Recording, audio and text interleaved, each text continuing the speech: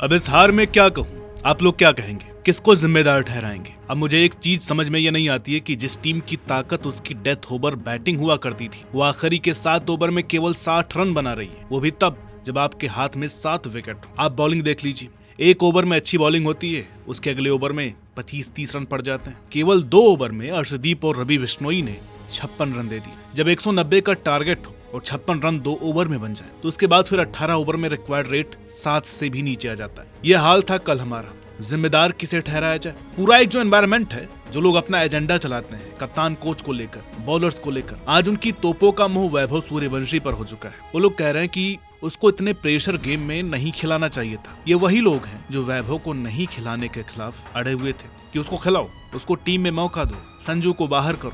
अगर संजू भी कल होते तो भी कुछ नहीं होता, क्योंकि हारे हम अपनी गेंदबाजी की वजह से और डेथ ओवर में जो बैटिंग हुई है उसकी वजह से। इसके अलावा और भी 3-4 वजह ऐसी हैं जो मैं आपको बताने जा रहा हूँ। पूरे मैच का एनालिसिस करते हुए आपको आइडिया हो जाएगा कि हम हारे कहाँ से हैं। और अगर आप हमारी वीडियोस को वर्ल्ड कप से पहले से देखते हुए आ रहे हैं तो इनमें से बहुत सारी वजह को आपको सुन करके लगेगा कि ये तो हम पहले भी सुन चुके हैं। यानी 3 से 4 ये जो रीजन है वो पिछले 5-6 महीने से बने हुए हैं। हमने भले ही T20 वर्ल्ड कप जीत लिया हो, लेकिन उसके बावजूद भी कुछ चीजें हमारी ठीक नहीं हो पा रही हैं, और वही आज मैं आपसे डिस्कस करने जा रहा हूँ। नमस्कार, मेरा नाम है अनुराग सूर्यवंशी और आप देख रहे हैं क्रिक माइंड। मैच हुआ, टॉस भारत ने जीता और वैभव सूर्यवंशी को मौका दिया इस बार प्लेइंग 11 में। तिलक ने उनको इंडियन टीम की कैद थमाई। अच्छा, शुरुआत तो एकदम बढ़िया रही। वैभव ने भले ही 14 रन बनाए हो, लेकिन उनका रदम अच्छा लगा। पावर प्ले हमने खत्म किया 65 रनों पर, लेकिन पावर प्ले के बाद मैच एकदम वनडे मोड में चला गया। श्रेयस अय्यर और ईशान किशन ने 65 रन जोड़े जरूर, लेकिन पूरे 7 ओवर खेलकर, क्योंकि ईशान किशन 40 गेंदों में 49 रन बनाकर एकदम स्लो होते जा रहे थे।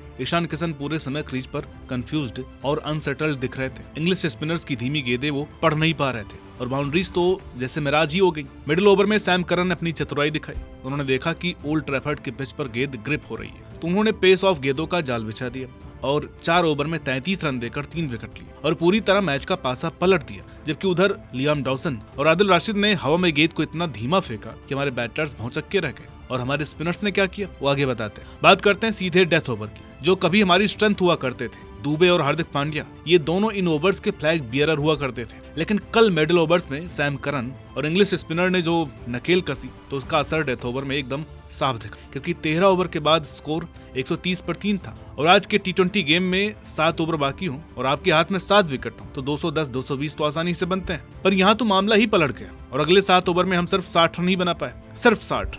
इससे पहले ईशान और अय्यर ने भी 7 ओवर की साझेदारी में केवल 65 रन जोड़े थे, तो कितना हो गया? 14 ओवर 125 रन। यानी जो रन तेजी से आए हैं वो पावर प्ले में आए हैं। डेथ ओवर स्पेशलिस्ट हमारे प्यारे दुलारे पावर हिटर शिवम दुबे जब आए तो उम्मीदें आसमान पर थी, लेकिन वो सिर्फ 5 रन बनाकर 7 गेंदों में पवेलियन लौट गए। हार्दिक तो थे नहीं, तब लगने लगा था कि 170 का भी हो जाए तो काफी है। हालांकि शुक्र है तिलक वर्मा का, जिन्होंने आखिरी ओवर में जोफ्रा आर्चर को 17 रन ठोक दी, वरना 190 तक पहुंचना भी मुश्किल था। लेकिन 130 पर 3 के बाद 190 का स्कोर बेहद कम था। माइकल अथर्टन और रवि शास्त्री ने बोला कि पिच पर यह स्कोर भी कम से कम 20-30 रन और कम था, क्योंकि डेथ ओवर में न तो कोई फायर पावर दिखी न ही कोई प्लानिंग। अब बात करते हैं बैटिंग कॉम्बिनेशन की। 191 का टारगेट हमको डिफेंड करना था। हिंदी कमेंट्री का तो पता नहीं वहाँ क्या हो रहा था, लेकिन क्रिकेट कमेंट्री यानी इंग्लिश वाले में इतने से स्कोर को डिफेंड करने की जिम्मेदारी सही बॉलिंग मैनेजमेंट पर बताई जा रही थी। यानी अगर बॉलर का सिलेक्शन और एग्जीक्यूशन सही हुआ तो कुछ मौका बन सकता है। पर हमारी मैनेजमेंट ने जो फैसले लिए उन्हें देखकर तो यही एक्सपर्ट्स भी अपना सिर पकड़ कर बैठ गए, क्योंकि ओल्ड ट्रैफर्ड के पिच पर गेंद स्किड कर रही थी, हवा चल रही थी और आउटफील्ड थोड़ी वेट थी, यानी बॉल्स ग्रिप करना मुश्किल था। और इतना सब कुछ सामने दिखने के बावजूद मैनेजमेंट ने 3 फ्रंट लाइन स्पिनर खिला दिए, रवि बिश्नोई, वरुण चक्रवर्ती और अक्षर पटेल। अक्षर ने तो चलो अपनी काबिलियत दिखाई, 4 ओवर में सिर्फ 20 रन दिए, पर बिश्नोई और चक्रवर्ती उनकी तो इंग्लिश बैटर्स ने बेदर्दी से कुटाई कर दी, क्योंकि ये दोनों बहुत तेज और फ्लैट गेंदें डाल रहे थे। तो एक बैट्समैन को और क्या चाहिए? न कोई फ्लाइट न ग्रिप, और इंग्लैंड के बैटर्स को बस बैक फुट पर जाकर उन छोटी बाउंड्रीज का फायदा उठाना था। भारत के हाईवे पर आप दुबे को कालिस का चोला उड़ाकर बॉलिंग करवा देते हो। कल वही सैम करन ने भी किया, पर हमारे सरपंच साहब ने दुबे को 1 ओवर तक नहीं दिया और स्पिनर्स की खटिया खड़ी कर दी। अब आते हैं ऊट पटांग बॉलिंग पर। हमारी शुरुआत एकदम वैसी ही हुई जैसे हम चाहते थे। अर्शदीप सिंह ने पहले ओवर में फिल सॉल्ट और जॉस बटलर दोनों को ढक पर चलता कर दिया। 1 ओवर 1 रन पर 2 विकेट जा चुके थे, पर तभी हैरी ब्रूक क्रीज पर आए और उन्होंने ऐसा काउंटर अटैक किया कि अर्शदीप के होश ही उड़ गए। तीसरे ओवर में ब्रूक ने अर्शदीप को 27 रन ठोक दी, 3 छक्के और 2 चौके। यहाँ ये नहीं कहना चाहिए कि अर्शदीप ने कितनी खराब गेंदबाजी की, बल्कि सवाल यह है कि इसके बाद ऐसे कैसे हम बैक फुट पर आ गए। ब्रूक के उस असॉल्ट के बाद हमारी पूरी बॉलिंग यूनिट जैसे ऑटो पायलट मोड में चली गई। लगातार पैड्स पर बॉल फेंकना या स्टंप के बाहर इतनी जगह देना कि बैटर्स को रिस्क लेने की जरूरत ही ना हो। तो होता है कि टी20 गेम में छोटी छोटी गलतियां ही आपकी जीत और हार का फासला तय करती। और हमारी फील्डिंग का तो आलम यह था कि मानो सब सो रहे हैं। बॉलर्स ने वाइड और नो बॉल्स के जरिए इंग्लैंड को इतने फ्री रन दे दिए जितनी तो उन्होंने मेहनत से बैटिंग करके नहीं बनाए थे। फील्डिंग का आलम यह था कि एंटीसिपेशन एकदम जीरो था। मतलब हमारे फील्डर्स ये गेस नहीं कर पा रहे थे कि अब बैट्समैन क्या करने वाला है। हम भी कई महीनों से कह रहे हैं कि हमारी फील्डिंग का लेवल इंटरनेशनल स्टैंडर्ड से बहुत नीचे है और इस मैच में वो सब दिख गया। ऐसा लग रहा है कि टीम बटी हुई है। अब वैसे भी गौती भाई और श्रेयस अय्यर की बनती नहीं है। बनती क्या नहीं है, गौतम गंभीर ने तो संजू सैमसन का नाम आगे किया था कप्तानी के लिए। इससे पहले भी गौती भाई के कोच बनते ही हंगामे ज्यादा हुए। इस पर एक वीडियो जल्दी आने वाली है। और बात करते हैं उस 17वें ओवर की जहां मैच का पूरा दम निकल गया।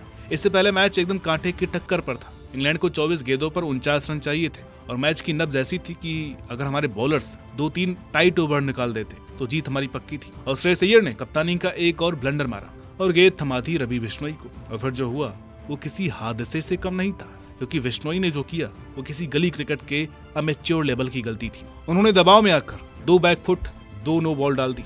उससे पहले जब उन्होंने पहला ओवर डाला था उसकी पहली बॉल भी ऐसे ही नो बॉल डाली थी। रवि शास्त्री ने कमेंट्री में खुलासा किया कि रवि बिश्नोई का रनअप हर मैच में अलग होता है, इसलिए वो कंसिस्टेंट नहीं रह पाते। यार जब से मैं क्रिकेट देखता आ रहा हूँ और मैंने जितनी भी 70s और 80s की क्रिकेट की वीडियोस देखी हैं, मैं किसी भी लेग स्पिनर का ऐसा रनअप आज तक नहीं देखा। नशे में झूमता हुआ रनअप पहली बार देखा। 17वें ओवर में उनको 2 नो बॉल्स की 2 फ्री हिट्स पर बेथल ने 2 छक्के जड़ दिए और वहीं से मोमेंटम हमारे हाथ से निकल गया, क्योंकि उस एक ओवर में 29 रन आए और ये टी20 इतिहास का तीसरा सबसे महंगा ओवर था। 24 गेंदों में 49 रन, जो एक समय मुश्किल लग रहा था, वो 18 गेंदों में 20 पर आ गया। पोस्ट मैच प्रेजेंटेशन में श्रेयस अय्यर का चेहरा उतरा हुआ था। उन्होंने साफ माना कि वो 17वां ओवर हमारा काट गया। अब इस चीज को लेकर बहुत सी बातें उठ रही कि हमारे डेथ ओवर में बैटिंग स्लो हो गई थी, ये हमारा मिडिल ओवर इतना बेकार कैसे चला गया। अगर हमने उन 14 ओवर में 140 145 भी बनाए होते तो जीतना आसान था। लेकिन इंडियन क्रिकेट टीम ने टी20 में अपनी बैटिंग के साथ साथ अपनी बॉलिंग से भी अच्छे स्कोर डिफेंड किए हैं। ये बात किसी से छिपी नहीं है। तो कल क्या हो गया था फिर?